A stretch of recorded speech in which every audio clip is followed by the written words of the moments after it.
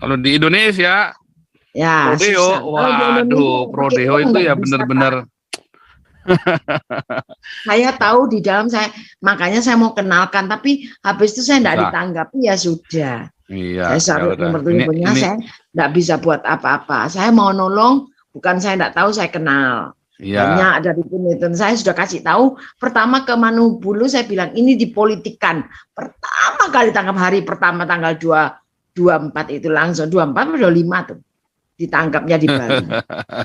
Saya sudah bilang, tapi saya nggak dijawabi baik dari Pak Yusuf Manubulu, akhirnya juga Febri baru telepon, tapi terakhir itu bulan kira-kira 2 minggu lalu, tapi dia juga nggak nanggapi.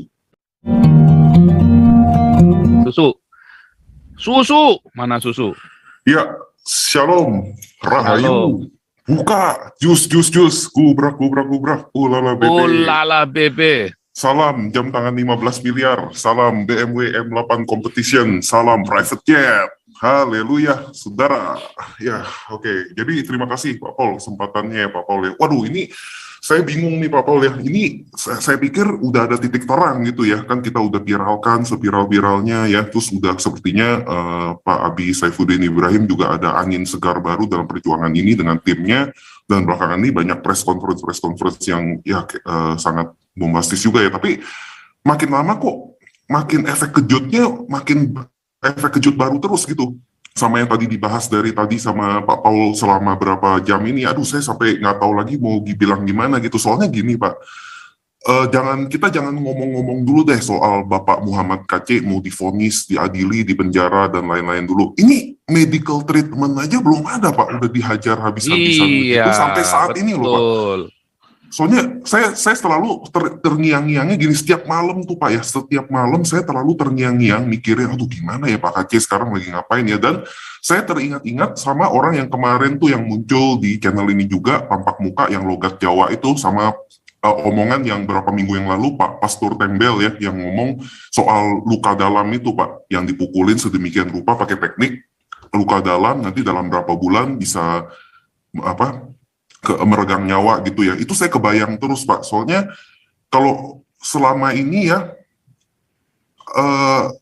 kan gimana ya Pak ya, maksudnya kalau misalnya diulur-ulur terus, ya saya to the point aja ya Pak ya, saya sekalian, kalau misalnya diulur-ulur waktu begini terus, misalnya kan sekarang kan tadi ngomongnya kan pertamanya kan yang LPSK ini kan katanya akhirnya diam-diam aja dan sebagainya ya, nggak ada kabar. Dan Pak Muhammad KC dari hari ke hari masih berada di rutan Bareskrim itu ya, lokasi yang sama, tanpa medical treatment sedikit pun. Nah itu yang saya takutkan kalau diulur-ulur terus gini sampai berapa hari lagi, sampai berapa minggu lagi Bapak Muhammad KC dengan kondisi tubuhnya seperti itu, kondisi kesehatannya seperti itu, dengan dihajar sedemikian rupa, kemungkinan luka dalam tuh tahan berapa lama lagi gitu. Itu yang saya takutkan sih Pak Paul ya. Soalnya sebenarnya gini ya, saya kan juga ada ngadain ngobrol-ngobrol juga di YouTube saya ya. Banyak juga rakyat jelantah yang masuk, udah ngomong juga mengenai yang kayak Pak Nabi Rajauti bilang tadi itu Pak, yang ini kok actionnya kurang ya, kok melempem ya, apa segala macam itu. Cuman selama ini saya biasanya langsung bilang statement yang politically correct gitu. Saya bilangnya, iya kita percayakan aja, ada strategi khusus, apa segala macam gitu ya, mereka mungkin nggak mau publikasikan, tapi lama-lama saya lihat kalau makin waktunya terulur-ulur gini, berapa lama lagi Bapak Muhammad KC bisa bertahan, itu yang saya takutin Pak Paul ya. Tapi benar sih, saya setuju sama Pak Thomas tadi, soalnya tepat sebelum Pak Thomas masuk sini itu saya barusan bareng dia juga tuh, yang waktu di satu acara saya bantu translate buat dia juga. Tadi saya jelasin juga ke Pak Thomas ya, yang detail, yang gila-gilaan itu ya, pakai bahasa Korea ya, mengenai bagaimana si Napi Linglung Bonatai itu cekokin Pak Muhammad KC pakai tai itu tuh ya, itu bener-bener Pak Thomas sampai terkejut banget. Tapi saya setuju, memang harus diviralkan seperti yang Pak Thomas bilang, Asia Bibi ya, di Pakistan ya, supaya menyempitkan celah dia dibunuh dan dieliminasi di dalam tahanan. Tapi taruhlah itu benar Pak, tapi kan kalau dalam bahasa Koreanya, the damage has been done, Pak. Udah dipukulin begitu tanpa medical treatment, ya seperti balik lagi ke yang saya bilang tadi. Dan trauma makan tai itu loh, trauma makan tai itu tuh nggak hilang seumur hidup loh. Dan di lokasi yang sama, pasti kalau dia ngelihat si Napi Linglung Pak Tai itu, betul kasih tertrauma kan Pak? kan masih di situ semua orangnya, semua lokasinya sama. Nah itu sih yang saya khawatirkan gitu. Kalau kita kayaknya nggak tahu sih harus ada action yang gimana lagi, saya nggak tahu ya. Kita kayaknya udah upayakan semaksimal mungkin ya Pak ya, viralkan apa segala macam kayak Pak Paul gubrak-gubrak tiap hari. Tapi kalau lama-lama waktu terus terus kita semua pada nge boton sehari aja, aduh saya takut banget Pak Muhammad Kacik nggak bisa tahan lebih lama lagi. Cuma itu doang sih Pak Paul. Terima kasih. Saya khawatirnya ini loh Pak Saifuddin kejebak loh mulut manis orang loh. Ini kita ini ya karena Herbert ya orangnya kasar, jeder 200 juta kan. Wah, Pak Saifuddin wah nggak bener di pengacara nih. Terus sementara wah kita mah ini apa prodeo, kita ini pelayanan. Kita ini apalagi tuh dengan segala macam itu ya manis-manis kita ini prodeo, kita ini pelayanan, kita ini hamba Tuhan. Gratis. Kalau namanya gratis cuma bisa surat-suratan doang. Tapi Pak Paul dikit lagi Pak, saya bilang sih prioritasnya harus Pak Muhammad Kacik segera dapat medical treatment itu sih. Gimana caranya saya nggak tahu ya, mungkin Pak Paul lebih tahu dan teman-teman gitu. Tapi saya rasa itu sih prioritasnya ya Pak ya. Bener nggak Pak? Nah itu tadi ya. Kalau yang gratis-gratis itu, ya cuma surat-suratan karena surat-suratan kan gratis kan. Kalau action ya pakai duit. Di mana-mana begitu di Indonesia. Kalau action pakai duit. Iya. Ya kalau yang duit nggak jalan ya. Gratisan gitu, taruh kata Luhut pun udah pakai duit, percaya deh. Pak Luhut pun turun, Pak Luhut Binsar, dia tetap harus keluar duit dia juga. Di Indonesia itu memang semua itu kudu bayar, nggak ada yang gratis, nggak bisa.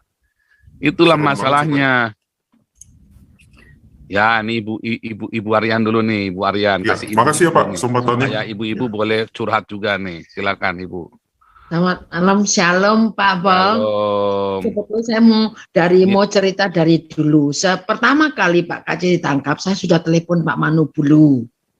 Nah, jadi saya langsung ngajak ya supaya tanah.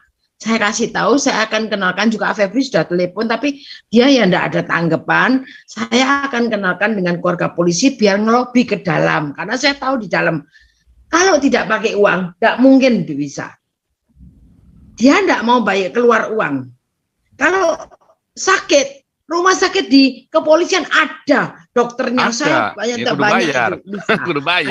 Tapi harus bayar. Nah, kalau tidak keluar uang tidak akan bisa masuk. Jadi dia harus bermurah hati ngasih polisi. Makanya saya mau kenalkan, tapi tanggapan tidak ada, sampai akhirnya saya didiamkan. Ya sudah, saya diam aja. Gitu ceritanya Pak. Ya memang. Oke. Saya mendengar. Ya memang kita memang agak miris ya. Itu percaya deh lah, di Indonesia itu ya masih belum kayak di Eropa. Di Eropa ini benar-benar kayak surga ya. Serius ya. Iya. Pengacara saya itu saya nggak bayar ₹1 pun ya.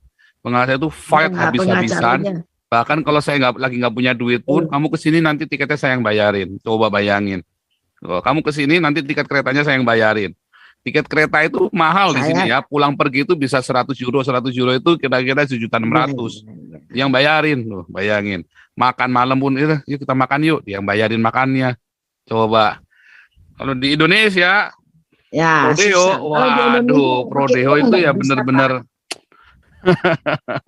Saya tahu di dalam makanya saya mau kenalkan, tapi habis itu saya tidak ditanggapi, ya sudah. Iya. Saya syarat nomor teleponnya, saya tidak bisa buat apa-apa. Saya mau nolong, bukan saya tidak tahu, saya kenal. Hanya ada di penelitian saya sudah kasih tahu. Pertama ke Manu Bulu saya bilang ini dipolitikan.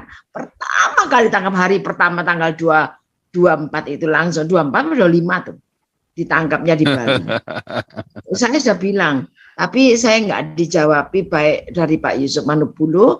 Akhirnya juga Febri baru telepon, tapi terakhir itu bulan kira-kira 2 minggu lalu, tapi dia juga nggak nanggapi.